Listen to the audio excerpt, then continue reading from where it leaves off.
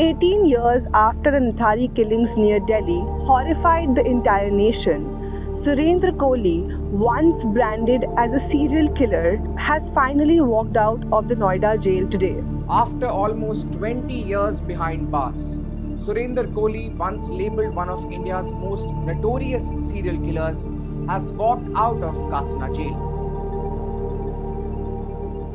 इंसान भगवान की बनाई सबसे खूबसूरत रचनाओं में से एक है और आज वही इंसान इस पृथ्वी का सबसे खूंखार राक्षस बन चुका है। ये राक्षस अपने मतलब के लिए, अपने शौक के लिए और अपनी भूख के लिए किसी भी हद तक जा सकता है। भीड़ में तो सब चेहरे एक जैसे दिखते हैं, पर इसी भीड़ में ना जाने कितने राक्षस छुप के बस इंतजार करते हैं अपनी भूख मिटाने का। ये कहानी भी कुछ ऐसे राक्षसों के बारे में है जिनकी भूख ने ना जाने कितने घर उजाड़ दिए। ये कहानी है निठारी की।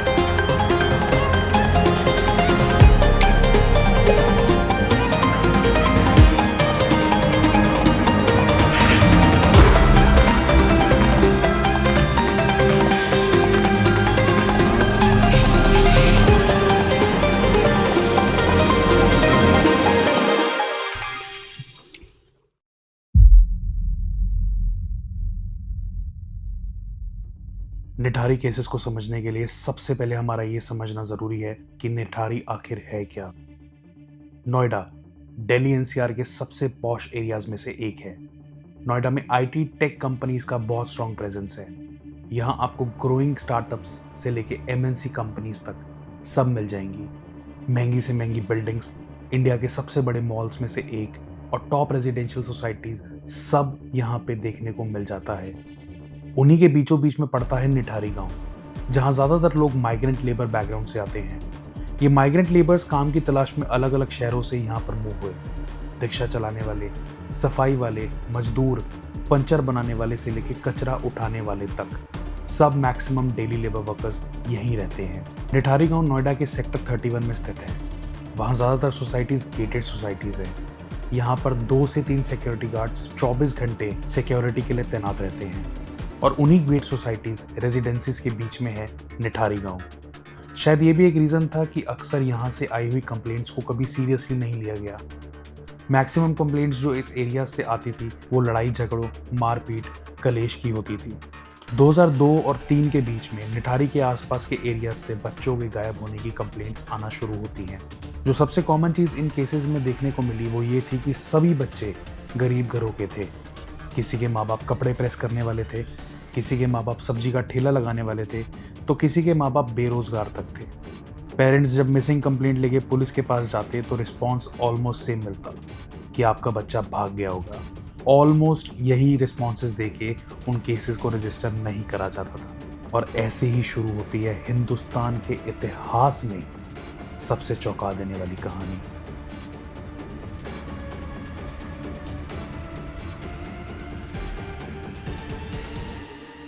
The Nithari files.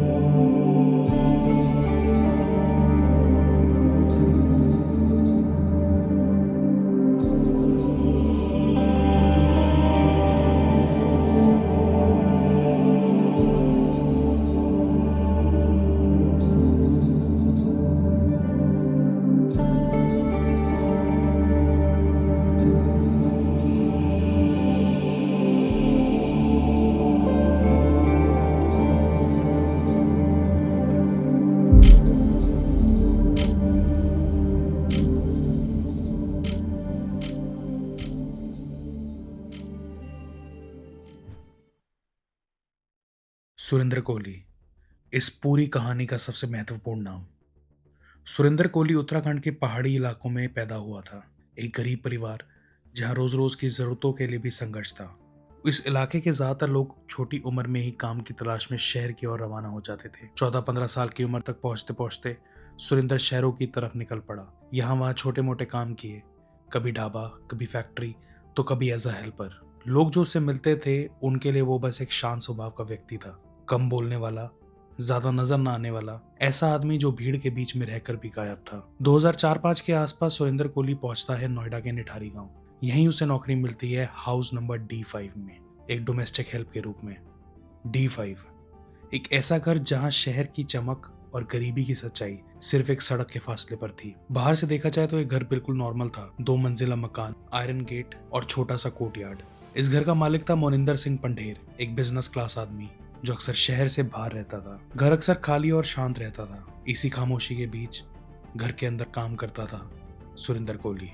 December 2006, house number D5 के नाले के पास कुछ लोकल बच्चे क्रिकेट खेल रहे थे। मैच खेलते वक्त क्रिकेट बॉल नाले में गिर जाती है। बच्चे परेशान हो गए कि अब क्रिकेट कैसे खेलेंगे। थोड़ी देर आपस में बातचीत करके उन्होंने डिसाइड किया कि उनमें से एक बच्चा नाले में जाके बॉल निकालेगा। बॉल को ढूंढते वक्त बच्चों को काले रंग की पन्नी दिखती है जिसमें एक कटा हुआ हाथ होता है। ये देखते ही बच्चे शोर मचाने लगते हैं और देखते ही देखते आग की तरह ये बात पूरे निठारी में फैल जाती है। पुलिस की अर्ली इन्वेस्टिगेशन में ये कह दिया जाता है कि ये हाथ किसी जानवर का है जो इंसान से रिजेंबल करता है। पर जैसे जैसे भीड़ का आक्रोश बढ़ने लगता है, पुलिस को अच्छे से तहकीकात शुरू करनी पड़ती है। ध्यान से छानबीन करने पे नाले में से और भी बॉडी पार्ट मिलते हैं और सबसे शॉकिंग चीज ये थी कि सब बॉडी पार्ट अलग अलग लोगों के थे। सारी इन्वेस्टिगेशन का सेंटर पॉइंट सिर्फ एक ही जगह थी, D5। 29 दिसंबर 2006 को पुलिस सुरेंद्र कोहली को अरेस्ट करती है और ठीक 2 दिन बाद पंढेर को भी अरेस्ट किया जाता है।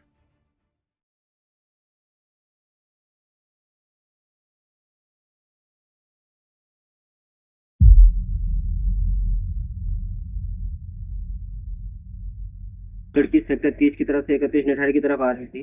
इसका नाम फोटो दिखाने पे और बाद में पता चला पुलिस के जरिए इसका नाम रिम्पा है। तो इसको मैंने काम के लिए बुला लिया अंदर। इसको अंदर लाते ही मैंने इसको बोला कि सामने से मतलब जो है अभी मैडम आ रही, मैं पैसे की बात करवा देता हूँ।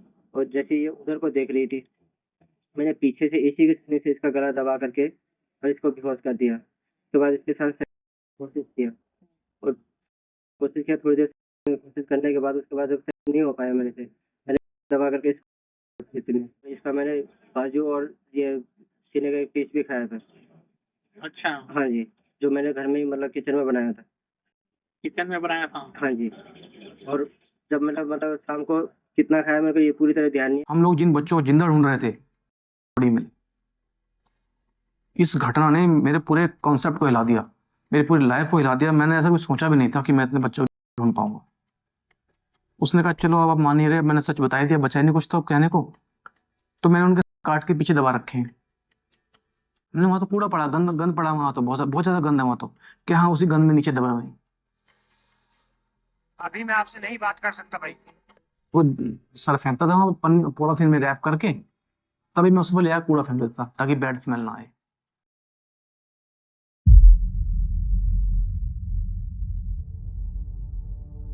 निठारी केसेस के बारे में रिसर्च करते हुए एक नाम बार बार मेरे सामने आया, जब्बू लाल। जब्बू लाल पेशे से एक प्रेस वाले हैं जो D5 के सामने प्रेस की दुकान चलाते थे और निठारी कांड में ये भी एक पीड़ित पिता थे जिन्होंने अपनी बेटी ज्योति को खोया। अब ये कहानी सुनने या सुनाने तक सीमित नहीं रह सकती थी। अब जरूरी था खुद निठारी जाना, उन गलियों को देखना और जब्बू लाल जी से उस दिन की सच्चाई सुनना।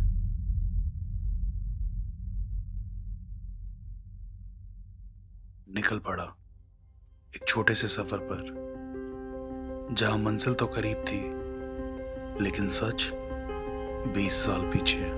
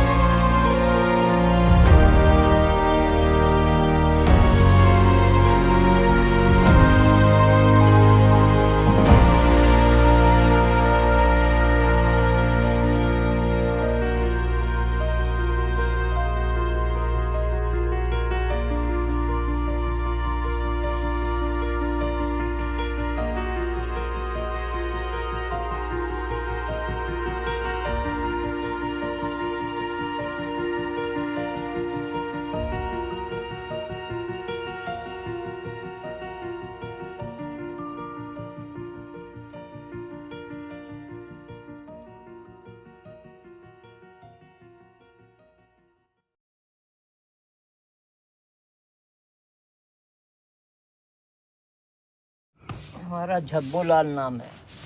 जी। बेटे का नाम है ज्योति। 10 साल उम्र बेटी की। पीछे कहीं कहीं कोई काम से भेजा था ना, हाँ जी। वहीं पे हम रहते ही थे, पंडेल की कोठी के पास रहते थे। अच्छा, पुलिस के पास गए थे कंप्लेंट करवाने के हाँ, लिए? पुलिस के पास गए थे। सब डरामेबाजी करते थे। और बेचारों की जिसकी बड़ी बड़ी लड़कियां थी, औरतें थी, जी। उनके तो कंप्लेंट नहीं लिखी। ये बताइए, जब वो दोषी नहीं था तो जेल में कोर्ट को भी सोचना चाहिए, जब वो जी। दोषी नहीं था तो 18-20 साल जेल में कैसे रखा है? सही बात है। क्यों रखा? जब निर्दोष था।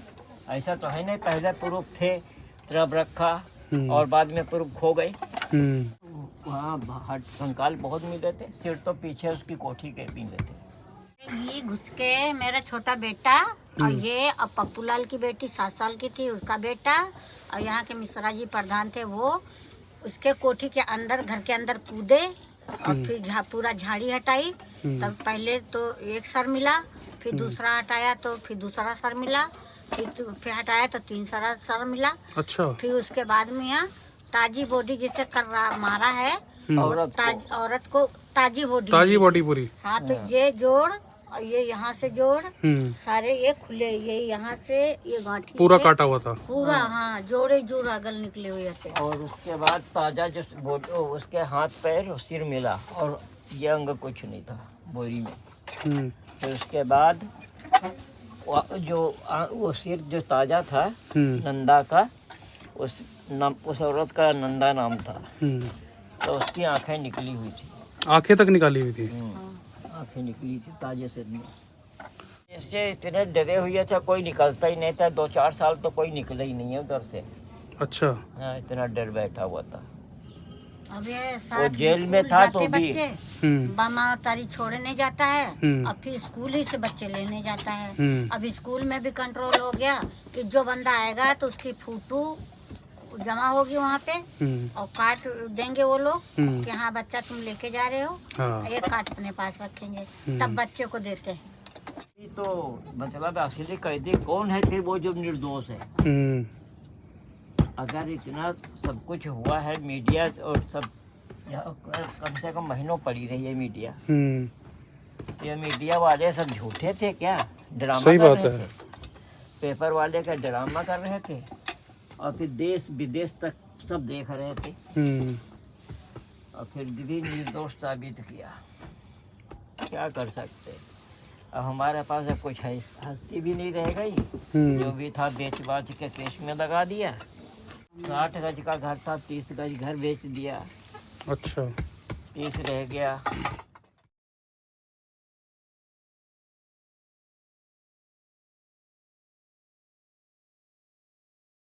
तो मैंने देखा कि उधर से एक लड़की आ रही है जिसका नाम ज्योति था। वो घर पे पहले भी कपड़े वपड़े लेने के लिए आती थी हमारे घर पे। अच्छा। तो धोबी की लड़की थी। तो पहले भी 1-2 बार हमारे घर में मतलब अपने भाई बहनों के साथ कपड़े लेने के लिए आई हुई थी। तो मैंने उसको आवाज़ लगा करके उसको कहा कि कपड़े ले जा प्रेस के। तो वो आ गई तो उसको मैंने घर के अंदर ही बुला लिया और उससे पूछा कि तू कहाँ से आ रही है? उसने कहा मैं चुन्नी पीको करा के आ रही हूँ। तो चुन्नी पीको करा के आ रही हूँ। फिर उसके बाद जो है उसको मैं तू कपड़े गिन ले। वो कपड़े गिनने लगी और चुन्नी उसने साइड में रख दिया। मैंने उसी के चुन्नी से उसको बेहोश कर दिया, जिसकी उम्र करीब 10-12 साल की थी, और इसको भी बेहोश कर दिया। उसके बाद इसके साथ कोशिश किया और नहीं हो पाया। उसके बाद उसी चुन्नी से उसका गला ऊपर बाथरूम में रख दिया और बाथरूम में रखने के बाद फिर नीचे आया और नीचे आकर के एक कट्टा लेकर के गया और कट्टे में डाल करके इसको रख दिया और शाम तक ये वहीं बाथरूम में ही पड़ी रही। उस दिन साहब घर में ही थे, मुनिंदर सिंह घर पे ही था उस दिन भी, लेकिन इसको पता है या नहीं है ये मेरे को पता नहीं है। जब्बूलाल जी से बात करने के बाद एक बात तो साफ समझ आ गई, निठारी कांड सिर्फ एक केस नहीं था, ये जिंदा लोगों की टूटी हुई जिंदगियां थी। हम सब इस वीडियो को देखने के बाद अपनी अपनी जिंदगियों में व्यस्त हो जाएंगे, पर एक बार उन माँ बाप के बारे में जरूर सोचना जो आज तक न्याय की उम्मीद में हर दिन सुबह उठते हैं। मैं अपने वीडियो के माध्यम से किसी के ऊपर कोई सवाल नहीं उठा सकता, ये बस पब्लिक रिकॉर्ड्स हैं जो मैंने प्रेजेंट करे। सवाल सिर्फ इतना है, अगर एक निर्दोष गिरफ्त में था तो असली मुजरिम कौन? उन बच्चों को इंसाफ देगा कौन? एक माँ ने अपनी लाडली खो दी, एक बाप ने अपना गुरूर खो दिया। उन्होंने भी तो सपने सजाए होंगे ना कुछ। उन सपनों के दर्द को समझेगा।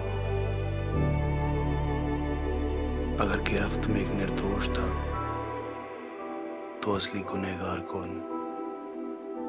तो असली गुनहगार कौन?